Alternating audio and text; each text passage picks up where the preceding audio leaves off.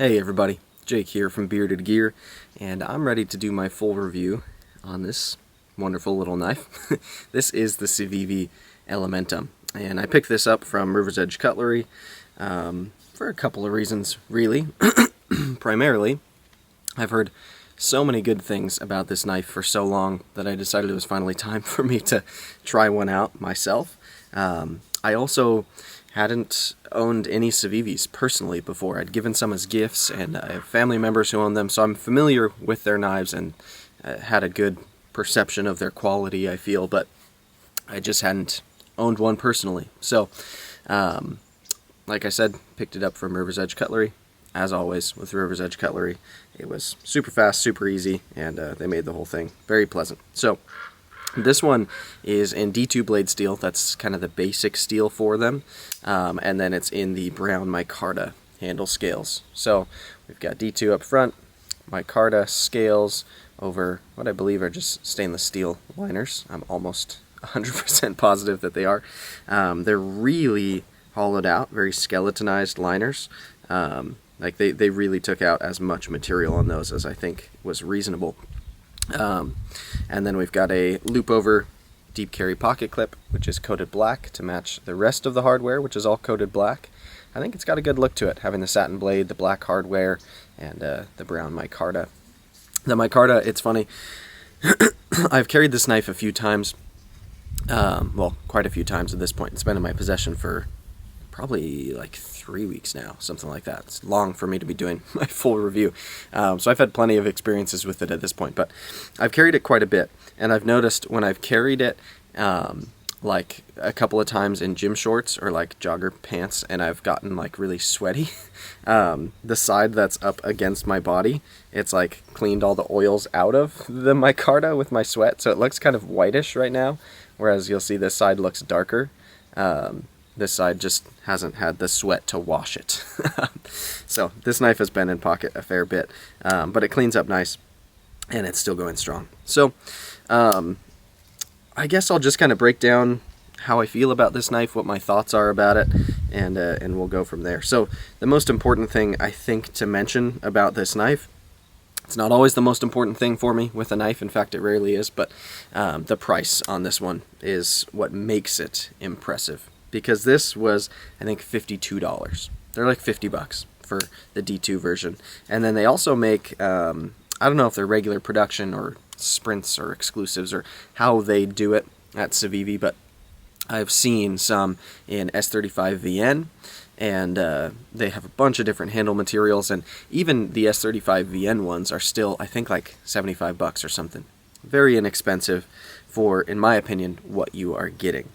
So, on this guy, I don't know where to begin. There's a lot that I like about it. I guess I'll just kind of go through the list. First, let's talk about ergos. So, ergos on this guy, from my hand, are awesome. I get all 4 fingers on here, just barely. There's not extra handle. It's just really maximizing the amount of space that's here. I can choke up here. I found myself doing this a fair bit for more detailed cutting tasks. It's not like a real big finger choil or anything, but this kind of flat is a good spot to choke up, and it doesn't really feel dangerous to me to be there. But most of the time that I'm using this knife in a hammer or a saber grip, I've just got my fingers all back here behind the flipper tab. It's nice and round there. There's no grooves or notches anywhere that are making my hand lock into a certain spot, but we do have this kind of slight, come on, focus. We have this slight kind of bulge out to the back here. And so it does give me this kind of locked-in sensation that the knife isn't going to come flying out of my hand. On top of that, the micarta has a good amount of texture. It's definitely not rough. It's smoother than like a lot of G10 that's out there, but it's kind of the right amount of texture, in my opinion. I don't like knives that are overly textured, especially if it's not like a tactical or outdoor. Like, what do you need this knife to be super duper grippy for? You don't, in my opinion. The only jimping that's really on the knife at all is going to be up here in the most common spot for every knife maker to put jimping for some reason. It's not aggressive. I could take it or leave it. It doesn't really bother me, but I don't find any added utility from it personally. And then on the flipper tab, there's a tiny bit right there as well. That, of course, is just to give you traction for deploying the knife. So yeah, Ergos are really good in a saber grip, a hammer grip, a draw cut, a reverse grip draw cut. It's a nice neutral handle profile, and it feels good any way that I put it in hand. So I like this knife ergonomically. Simple is a good thing here in terms of this handle shape. Let's talk about action. So this knife runs on bearings, and it is a flipper for deployment. That is the only method on this knife, so that is how it works.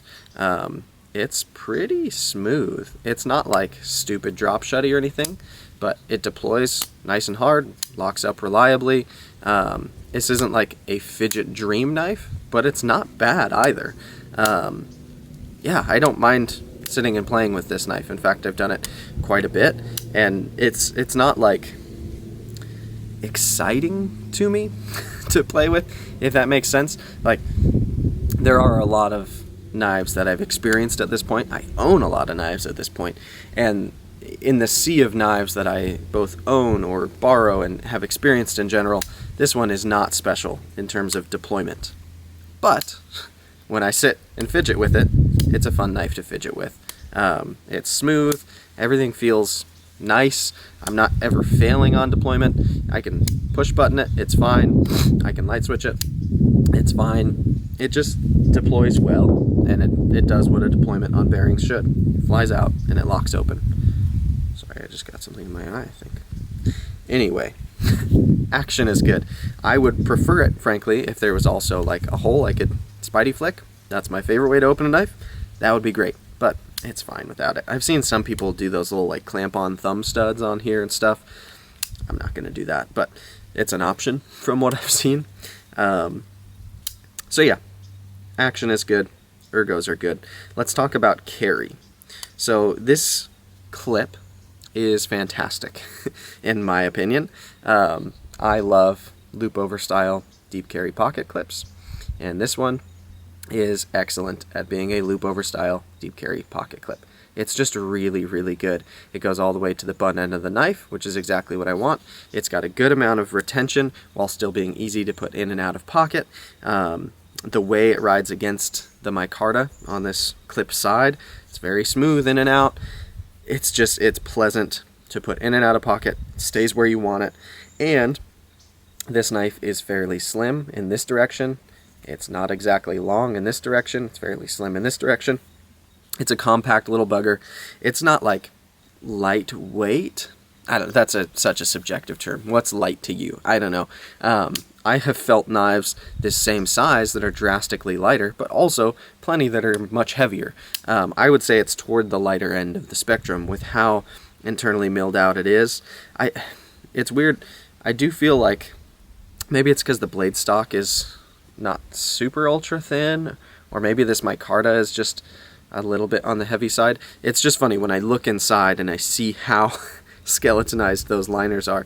It's almost surprising to me that it's not a little bit lighter. So I guess that weight is just coming from all of the other parts of the knife. But I'm glad they did all that skeletonizing because it feels good and balanced, and it's certainly not, I would never call this knife heavy. It doesn't feel too heavy even for its size or anything like that. So it's very pleasant in pocket. It rides well.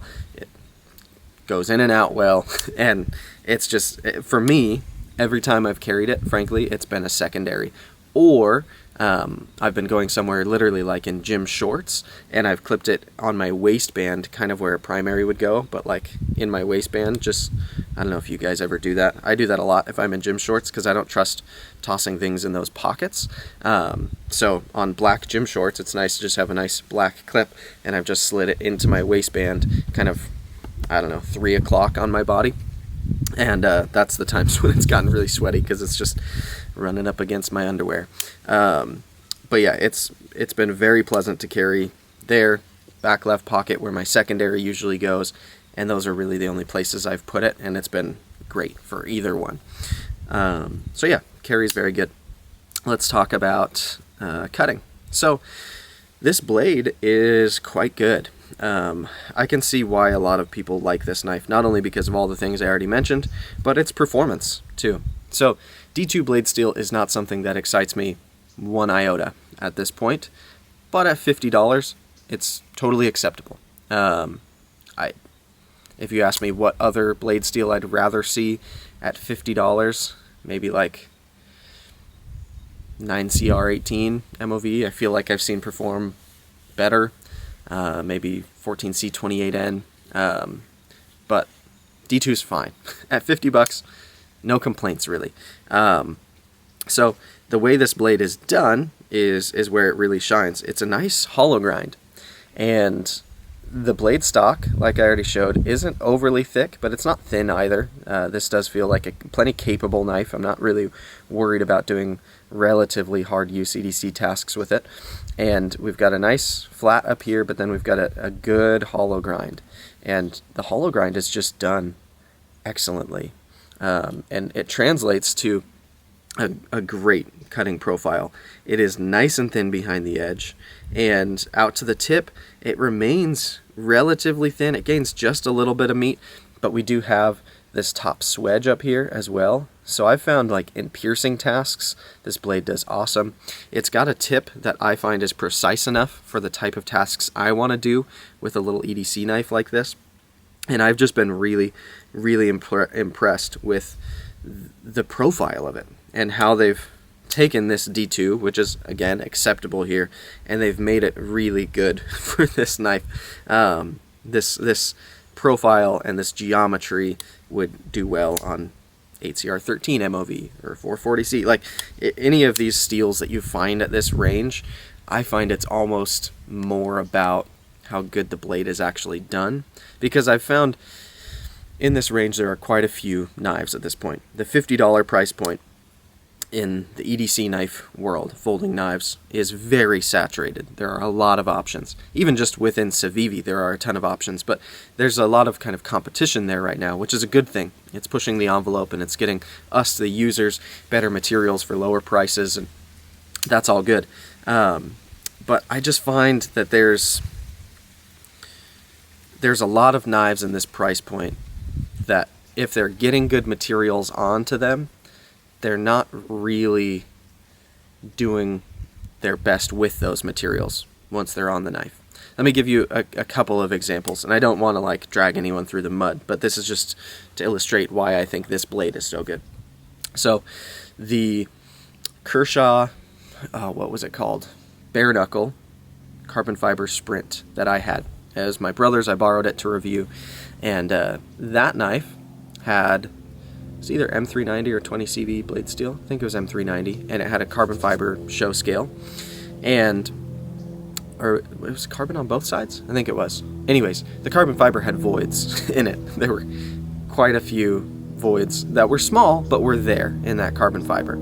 That being said, that knife, value-wise, for the money, you could still argue was pretty good, and that blade was pretty good as well. But the issues with the carbon really made me feel like they kind of cut some corners. On the Asher knives that I've reviewed so far, which I like, again, not trying to drag anyone through the mud here, but on the Asher knives that I've reviewed so far, they're using S35vn blade steel and are coming in under $100, sometimes by quite a margin. Some of them are like under $80. But my point with those is the blades themselves, in my opinion, are just left a little thick for the type of cutting that I do with the category of knife that they're in.